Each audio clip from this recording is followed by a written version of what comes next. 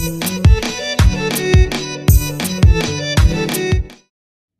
बद्र विशाल। स्वागत है आप सभी लोगों का। 14 जनवरी 2026 को मकर संक्रांति आने वाली है, जिसको अलग अलग राज्य में अलग नाम से हम जानते हैं।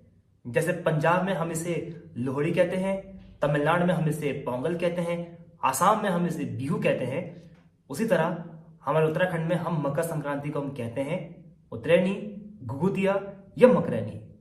अब पहाड़ में हम किस तरह मकर संक्रांति मनाते हैं और इसके पीछे की क्या कहानी है, वो हम इस वीडियो में जानेंगे। मकर संक्रांति हम क्यों मनाते हैं और इसका क्या महत्व है, ये जानना भी हमें जरूरी है। देखिए, मकर संक्रांति के दिन हमारे जो सूर्य देव हैं वो मकर राशि में प्रवेश करते हैं, जिसके बाद से सूरज की दक्षिण से उत्तर की ओर यात्रा शुरू हो जाती है, जिसे हम उत्तरायण कहते हैं। जिसके बाद से दिन लंबे होने लगते हैं और ठंड कम होने लगती है। मकर संक्रांति का सीधा कनेक्शन हमारे खेती और हमारे किसानों के साथ भी है, क्योंकि इसी दिन हमारी जो विंटर क्रॉप्स होती है, जैसे वीट, शुगर केन और भी जो दालें होती है, उनकी कटाई पूरी हो जाती है। जिसके बाद से हमारे जितने किसान लोग हैं वो सूर्यदेव और प्रकृति का धन्यवाद करते हैं इस दिन, ताकि उनकी जो आने वाली फसलें हैं वो भी अच्छी रहे। इस दिन हम तिल और गुड़ के लड्डू भी खाते हैं, क्योंकि वो शुभ माना जाता है। और कई राज्यों में तो आपने देखा होगा कि इस दिन हम पतंग भी उड़ाते हैं। देवभूमि उत्तराखंड की बात करें तो यहाँ भी मकर संक्रांति बड़े धूमधाम के साथ मनाई जाती है, खासकर हमारे कुमाऊं क्षेत्र में, जहां मकर संक्रांति को उत्तरायणी या घुघुतिया के नाम से जाना जाता है। वहीं गढ़वाल में इसे मकरैनी के नाम से जाना जाता है। अगर मैं बात करूं घुघुतिया की, तो इस दिन लोग अपने घर में गुड़ और आटे से मीठे पकवान बनाते हैं, जिसे घुघुती कहते हैं। इन सब घुघुतियों को इकट्ठा करके एक माला बनाई जाती है, जो माला बच्चों को पहनाई जाती है, और बच्चे खुशी से ये माला पहनकर कौवों को ढूंढने निकल जाते हैं, ताकि वो इन घुघुती को कौवों को खिला सके। और कौवों को खिलाते समय एक बड़ा प्रसिद्ध लोकगीत है जो बच्चे गाते हैं कि काले कौवा काले, घुघुती माला खा ले। ये परंपरा जितनी खूबसूरत है, इसके पीछे भी एक कहानी है जो हम सबको जाननी बहुत जरूरी है। कौवों को घुघुती खिलाने की जो परंपरा है, उसके पीछे एक कहानी है। और वो कहानी ये है कि जब कुमाऊं में चंद वंश का शासन चल रहा था, उस वक्त कुमाऊं के राजा थे राजा कल्याणचंद।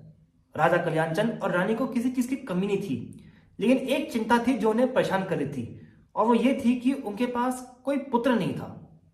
इस चिंता को लेकर वो एक दिन बागेश्वर के बागनाथ मंदिर में गए, जहां उन्होंने भगवान बागनाथ से एक पुत्र का आशीर्वाद मांगा।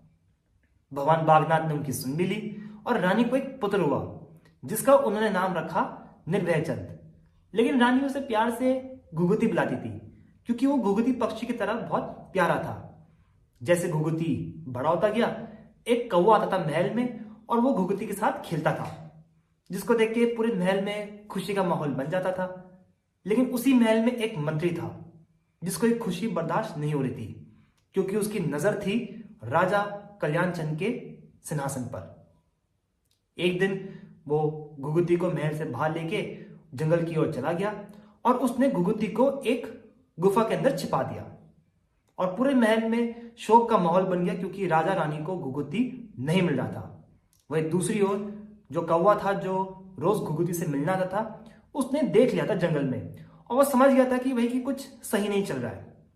कौवा महल की ओर गया और उसने रानी के गले में जो हार था वो ले लिया, और वो जंगल की ओर चला गया, जिसके पीछे बाकी सैनिक भी चले गए। और सैनिक जैसे ही जंगल में पहुंचे, कौवे ने वो हार उसी गुफा में फेंक दिया जहां पे घुघुती था। तो सैनिक वहां गुफा में पहुंचे, और जहां उनको घुघुती मिल गया, और इसी तरह घुघुती सही सलामत महल में वापस चला गया। पूरी घटना जानने के बाद राजा रानी दोनों भावुक हुए, और राजा कल्याणचंद ने घोषणा करी कि हर साल मकर संक्रांति के दिन लोग मीठे पकवान बनाकर कौवों को खिलाएंगे। और वहीं से ये परंपरा घुघुती त्योहार के रूप में मनाई जाने लगी। उत्तरायणी और घुघुती के दिन कई जगह मेले लगते हैं, लेकिन जो सबसे प्रसिद्ध और सबसे बड़ा मेला है वो है बागेश्वर का उतरैनी मेला। और मैं आपको जरूर सजेस्ट करूंगा कि आप ये मेला जरूर देखें, जहां पे आपको घुघुती त्योहार और उतरैनी के साथ साथ आपको कुमाऊं की संस्कृति की झलक देखने को भी मिलेगी, जो कि बहुत अच्छी तरह से यहाँ पे दिखाया जाता है। गढ़वाल में मकर संक्रांति को मकरैनी के नाम से जाना जाता है, जहां लोग सुबह उठकर नदी में जाकर स्नान करते हैं और स्नान करने के बाद सूर्य देव की पूजा की जाती है। कहा जाता है कि इस दिन आप जो भी दान करते हैं उसका फल आपको 100 गुना मिलता है। तो इसीलिए लोग कपड़े, धन, गुड़, तिल इन सब का दान करते हैं। वही लोग अपने घर में पूरी, पकौड़े, स्वाले, खीर और हलवा बनाकर अपने रिश्तेदार और अपने पड़ोसी को देते हैं। इसी मकरैनी के दिन पौड़ी के डाड़ा मंडी में एक बड़े प्रसिद्ध मेला का आयोजित किया जाता है, जिसका नाम है गिंदी मेला, जहां 2 पट्टी, एक अजमेर पट्टी और एक उदयपुर पट्टी के लोग गिंदी खेल खेलते हैं।